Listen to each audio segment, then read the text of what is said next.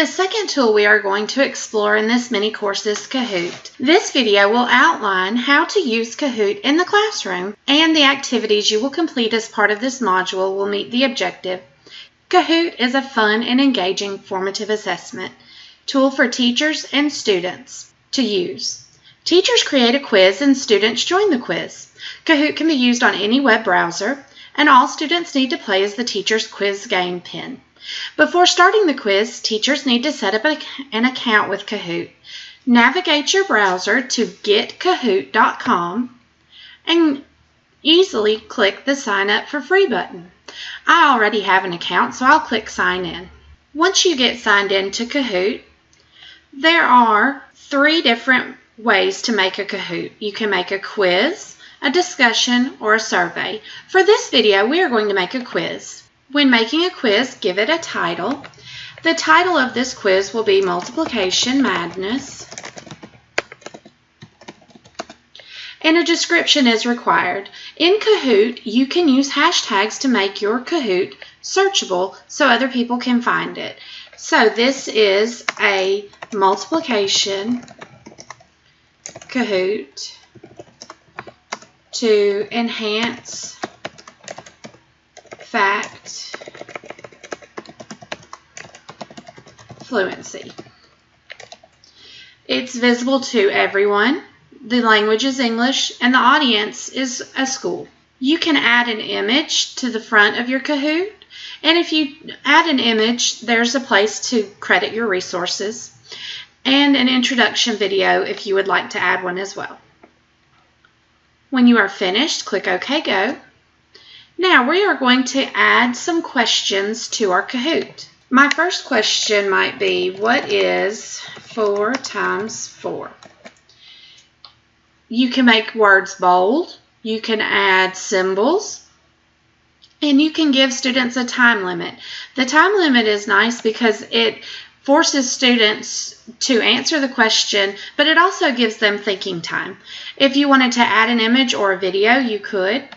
And then you put in your answers. So I might say 10, 8, 16. 16 is the correct answer, so I'm going to click the check mark next to it, and 20. Again, if I used any resources that I needed to credit, I can give credit back to them. Then click Next for the next question. All right, my next question might be 5 times 2. Again, I'm going to give them a time limit, and also I want to award points because my students really enjoy competition. So my answers might be 11 and 7 and 10 and 3. If you do not choose a correct answer, then you will be reminded of that. You can duplicate your questions. So if I know that I want everything the same about my questions except for the answers, then I might duplicate it. So I might say 5 times 3 is, and change up some of the answers. Once you are done adding questions to your Kahoot, then you can click Save. Now that your Kahoot is saved, you can either edit, preview, play, or share. So I want to make sure what my Kahoot is going to look like for my students.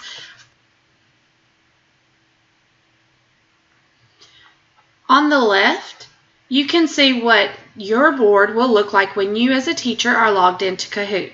On the right, this is what it will look like for students. As a teacher, I can decide if it's player versus player or team versus team.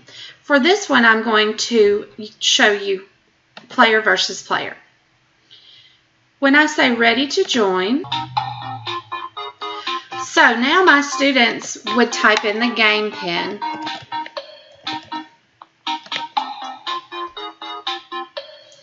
and their name.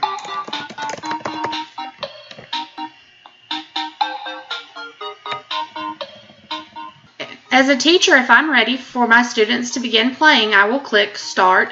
I can see all of the students who are listed.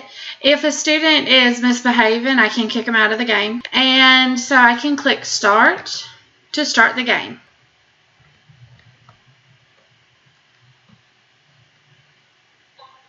On the main board, students see the question and then they see the answers.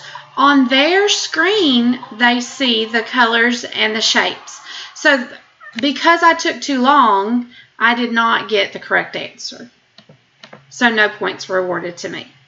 Here's the next question. Students have time to think about the answer before they answer. So the correct answer is blue, so I'm going to click on blue.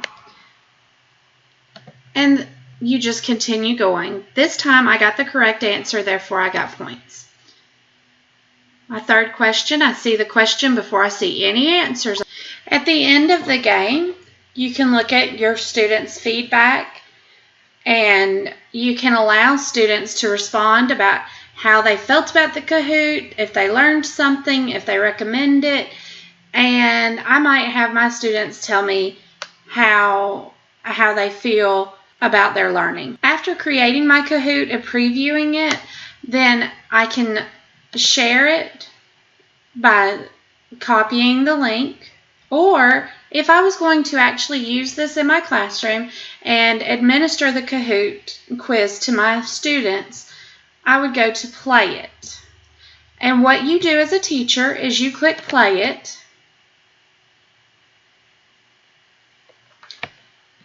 and it shows up. You can change the game options, and you can give students an answer streak bonus. There's lots of different options in Kahoot. For students, they go to kahoot.it, and for teachers, you go to getkahoot.com. So now I have my first Kahoot. I've created several Kahoots, and all of the Kahoots that I've created are saved under my account. So if I wanted to reuse this Kahoot Multiplication Madness, I could reuse it in my classroom. I can also search through my own Kahoots to see if I was looking for one in particular. If I would like to see what other teachers have done and use a Kahoot created by them, I click on Public Kahoots. Type in the title of what you're looking for, which we've been doing multiplication, so I'll stick with that. And I can see and preview other Kahoots created by other Kahooter teachers. So if I preview this Kahoot, and I can look at it and see if this is something that I think would be useful in my classroom or not.